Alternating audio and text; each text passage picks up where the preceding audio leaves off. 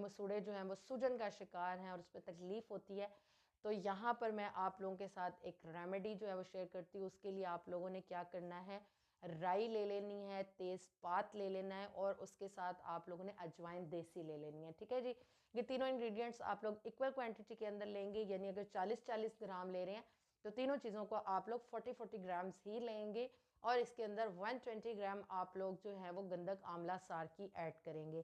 ठीक है जी, इसका सफूफ जो है तैयार करने के बाद आप इसको रेडी कर लीजिए और दांतों के ऊपर इस्तेमाल करने के लिए भी आप यही इस्तेमाल करेंगे। इसके अलावा ऐसे पेशेंट को खाने के लिए भी यही इस्तेमाल करवाया जाएगा। तो दांतों की जितनी भी सूजन है, जो लोग इस चीज़ का शिकार हैं, वो दांतों की सूजन से जो है उनको छुटकारा मिल जाएगा। ठीक है जी, नेक्स्ट इंशाल्लाह वीडियो के अंदर हम लोग बात करेंगे पायोरिया के टॉपिक के ऊपर, यानी जो हमारे मसूड़ों से रिलेटेड